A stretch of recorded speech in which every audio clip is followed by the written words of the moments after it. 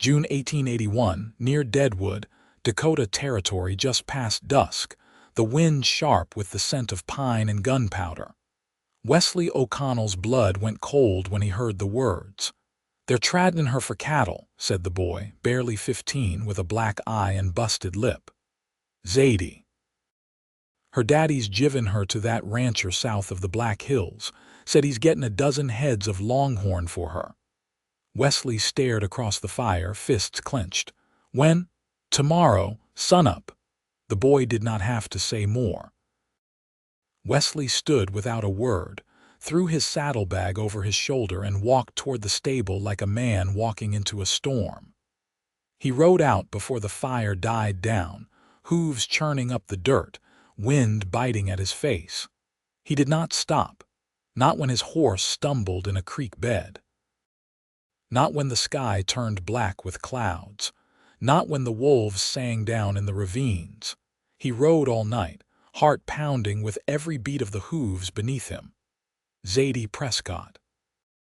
He had known her since they were both 19 3 years ago, when she moved west with her father after her mother passed. She had fire in her eyes and calluses on her hands, and she once broke a man's nose for spitting at a Lakota woman outside the Deadwood trading post. Wesley had loved her since the first time she looked him in the eye and did not flinch. But Zadie had a father who measured worth in weight and coin. She was not his daughter as much as she was his bargaining chip after the gold dried up and the debts piled high.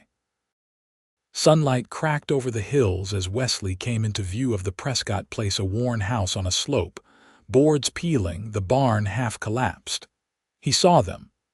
Zadie was standing stiff, her hands bound, her dark curls falling over her shoulder. Her father stood near the corral, shaking hands with a man twice her age in a dust-covered coat, cattle lowing in the pen behind him. Wesley did not slow. He drove his horse straight into the yard and dismounted before the dust had settled. Zadie's eyes widened when she saw him. "Wes, let her go," Wesley said, voice low, firm. Prescott turned. "You got no say in this, boy." Wesley stepped forward, jaw tight. "Then take me instead." The rancher let out a short laugh. "What are you sellin', cowboy? You worth 12 head to me. I can break horses, fence land. I know cattle and I do not drink or steal. You want labor, I will give you 10 years. Zadie shouted. "No, you are not tradin' your life for mine. I am not tradin'," Wesley said, eyes locked on Prescott. "I am payin'. With the only thing I have." The rancher looked between them, then at Prescott. "He's strong, honest. Take him and we are square." Prescott hesitated. "Wesley, you gave her away like a sack of grain," Wesley said. "You lost the right to speak." Zadie's father looked away. "Fine, take him." "I will keep the cattle." The rancher nodded, motioning to the ranch hands. "You ride with us." Zadie lunged forward. "Wes, do not do this." Wesley turned to her, touched her cheek gently. "I would do it again, Zade, every damn time." They took him. By noon he was miles away, riding behind a string of cattle, wrists raw from rope. And Zadie Prescott stood in the dust, heart torn in two. That night she packed what she could, saddled her mare and rode east. She was not going to let the man she loved be traded like a horse. Not without a fight, not while her heart still beat for him. Wesley had saved her once. Now it was her turn. The mare's breathing was labored by the time Zadie reached the edge of the timberline south of Belle Fourche. Her hands were blistered from the reins, but she kept riding. She didn't stop to water the horse until the moon dipped low and the lantern glow of a ranch house flickered in the distance. Sagebrush scraped her boots as she dismounted, leading the mare toward the cottonwoods near the creek. The water was cold and she drank beside the animal, quiet, listening. She had followed the trail of cattle droppings and hoofprints east for half a day, until the land opened into low hills and scattered oaks. A ranch hand had passed her earlier without a second glance, and she'd caught the brand seared into the side of one steer trailing behind him, a jagged T over a crescent. The same brand she'd seen painted on the wagon back at her father's place. She waited until dawn before approaching the ranch. The corral was wide and full of dust. Two men were hammering fence posts along the south line. She kept her head low and her hat brim lower, walking straight to the barn as if she belonged there. Inside, the air smelled of hay and pitch. And there was Wesley swinging a hay fork, sweat darkening the collar of his shirt, his knuckles scraped raw. "You look tired," she said. He dropped the fork. "Zadie, you weren't the only one with a saddle," she said. "You thought I'd just let you vanish into a work crew," his breath caught, and he wiped his face with his sleeve. "They said you'd be gone by now, married off to that rancher. Guess they got that part wrong." He stepped toward her, but she raised a hand. "You traded 10 years for me." "You didn't ask." "I didn't need to," he said. "It wasn't about what you would have let me do.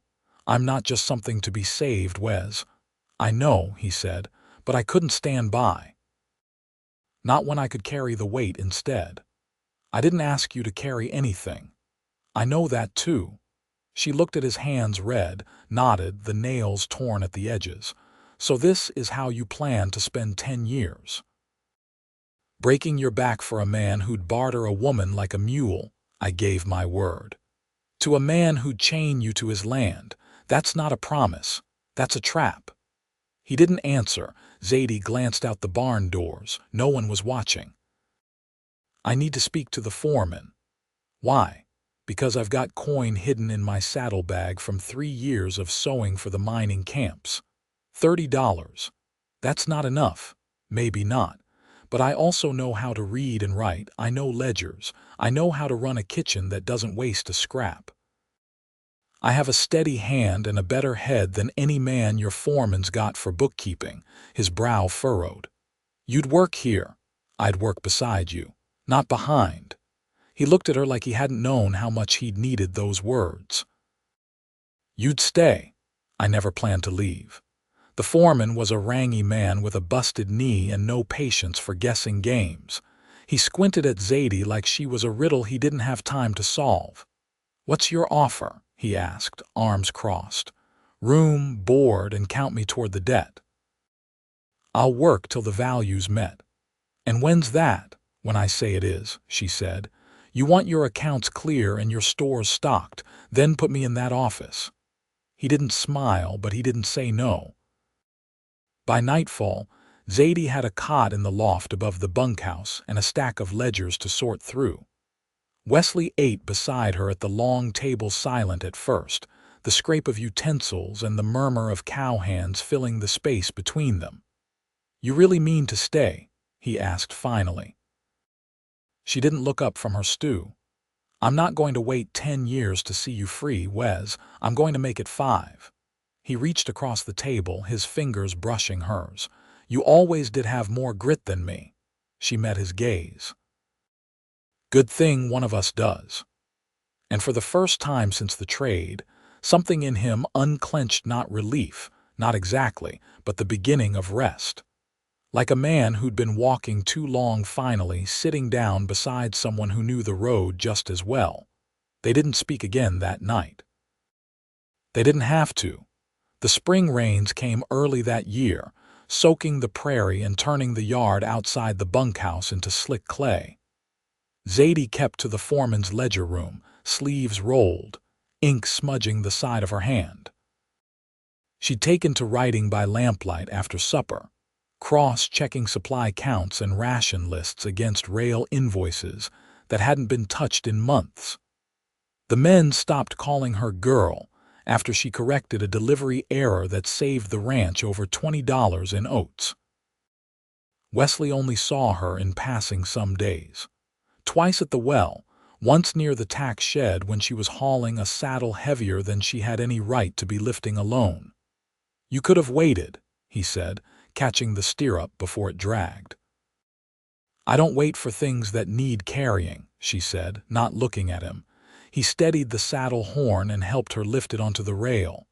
She stepped back to wipe her brow, and for the first time in weeks, they were close without work between them. "You're not sleeping much," he said. "Neither are you. I hear you coughing sometimes," he added. "I'm fine." "You're not," he said, softer now, "and I don't want to see you burn yourself out trying to square my debt. You think that's what this is?" She turned to him, eyes sharp. "You think I'm doing this for your name on a line? I think you're doing more than you should have to. I'm doing what I want." He looked down at the dirt. "I don't know what to do with that." "You don't have to do anything, Wes. Just stop acting like you're alone in this." They didn't speak again until supper, when he sat beside her without needing an invitation. He passed her the salt without asking. She filled his cup before he reached for the kettle. It was a quiet settling like dust after a storm. Later that week, the foreman handed Zadie a folded paper and inventory from the previous year, misfiled in the seed shed. She took it without comment, but her eyes lingered on the signature at the bottom.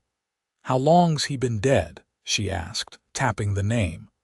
"Old Man Toller," the foreman grunted. "Since last harvest." "Why, you're still paying for orders he canceled. Freight costs too," he scratched his chin. "That's so.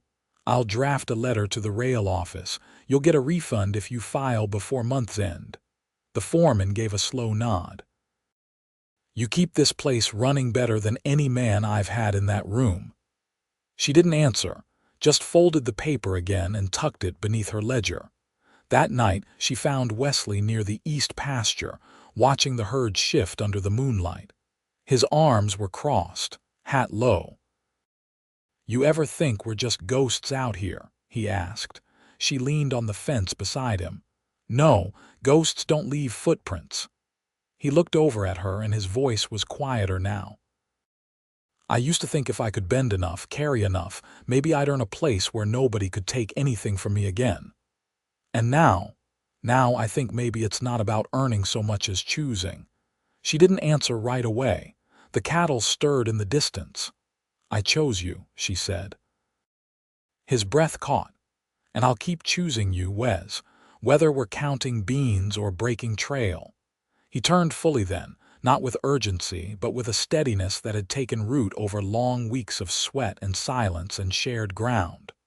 "I want to build something with you," he said. She met his gaze. "Then let's start with tomorrow." He reached for her hand, not as rescue, not as promise, just as a man reaching for the only thing that ever made him feel like home, and she didn't pull away. The summer heat settled in slow, like a blanket pulled too tight.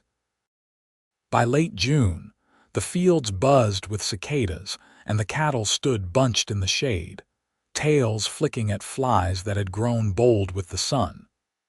Zadie had taken over the seed inventory, the old clerk gone off to care for a sick brother in Nebraska.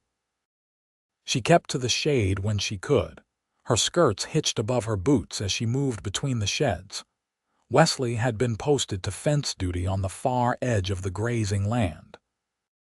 He worked with a pair of Paiute brothers who spoke little English, but made quick work of splitting posts and stringing the wire taut. He liked it out there quiet, open. The kind of place where a man's thoughts could stretch out without running into something sharp.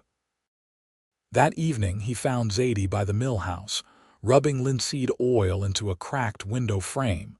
Her hands were stained dark, and a strand of hair stuck to her temple. She didn't look up when he approached. "I ran into a man out past the eastern ridge," he said. "Said he's looking to sell a pair of oxen. Foreman won't bite. We've got no use for oxen with the carts gone." "They weren't for the ranch," he said. "I was thinking, maybe you and me could take them, set up a freight line, just the two of us." She set the rag down slow. "You mean leave? Not today. Not even this year maybe, but soon. I've been laying back some wages, not much, but it's a start." Her eyes searched his, not soft, not hard either, just measuring.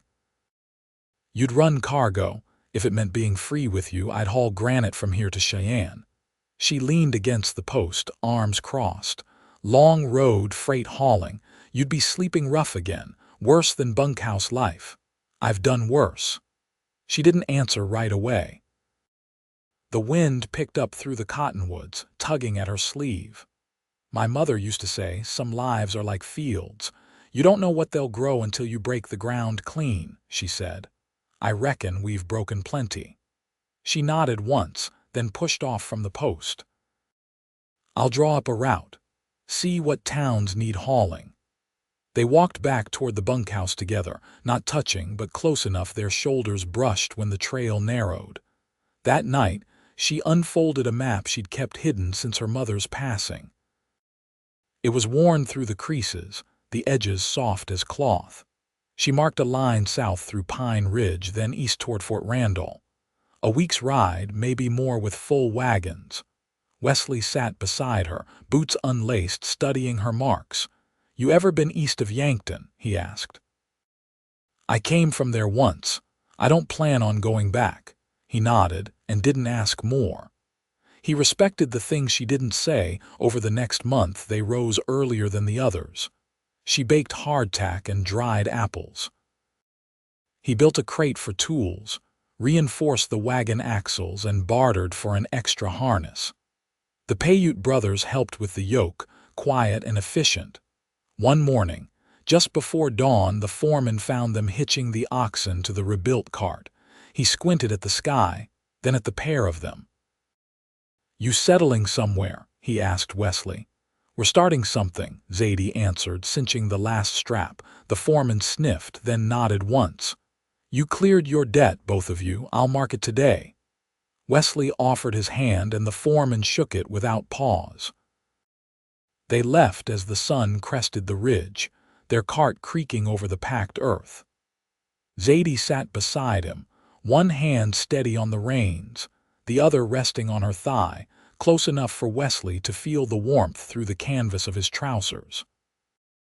He glanced her way once, then looked forward again, the road wide and bright ahead.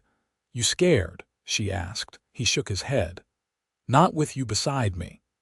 She smiled, not soft, not sharp, just real, and for the first time in either of their lives they weren't running from anything. They were walking towards something they'd built with their own hands. They arrived in Springfield, Dakota Territory, in late September, with dusk falling over the hills and the Missouri River glinting to their east like a ribbon of hammered silver. The wagon creaked behind them, laden with sacks of flour, iron nails, bolt cloth, and a crate of tinware they'd picked up in Yankton. The oxen were slow but steady, and neither Zadie nor Wesley minded the pace. It gave them time to learn the road under them, the rhythm of quiet work shared.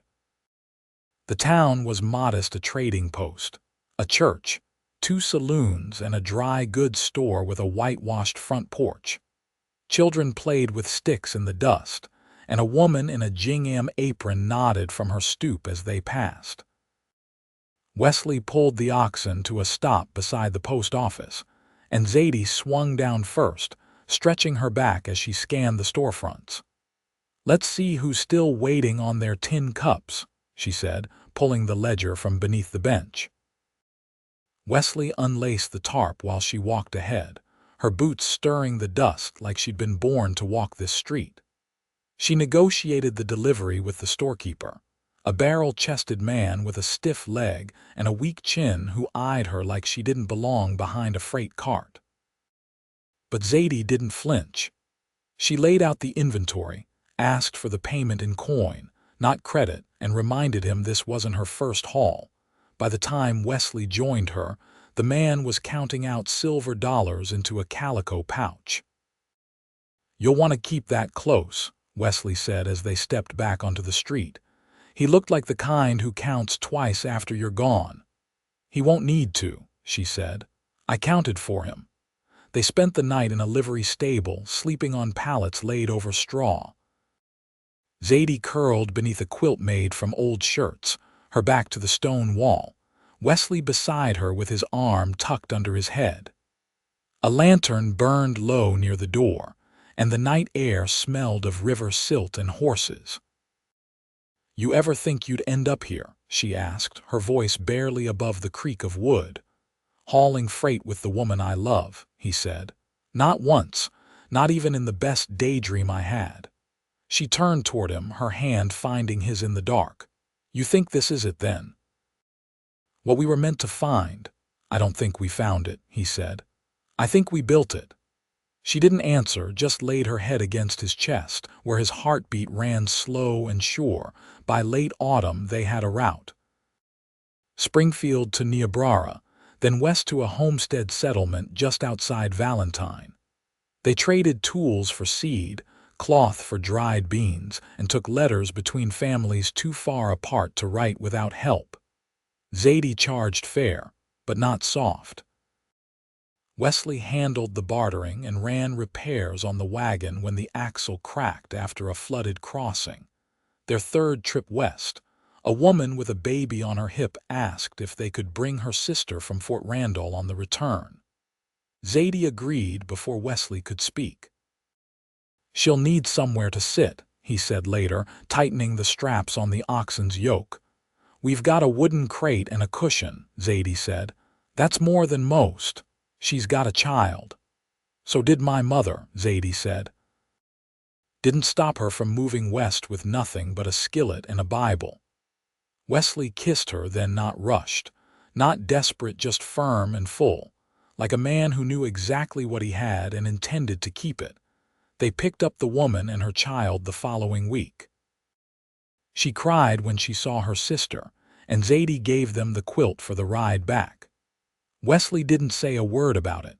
By the start of December, the first snow fell soft, slow flakes that turned the prairie white and muffled the sound of hooves.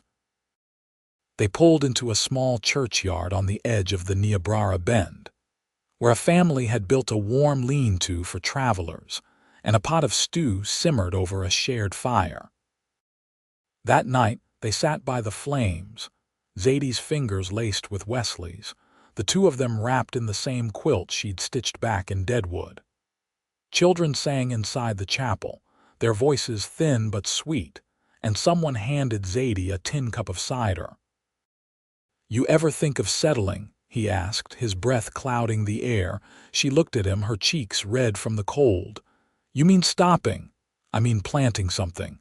Somewhere. She was quiet for a long time, staring into the fire. Then she said, if we ever do, it's gotta be where we both choose. Not where we're chased, not where we're owed. He nodded.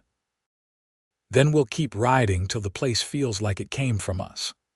And when the snow stopped falling and the fire burned low, she leaned into him, her voice warm against his collar. I already feel like I'm home. They married in the spring, under a cottonwood tree near the river, with a pair of oxen hitched behind them and a circle of neighbors who'd come to know them not as travelers or traders, but as something steadier. The preacher wore his coat inside out to hide a tear in the lining, and Zadie held a wildflower bouquet picked from the slope behind the chapel. Wesley said his vows with a steady voice, his hand never leaving hers. Zadie didn't cry, though her eyes shone like the sky after a storm. They built a house just west of Springfield the following year.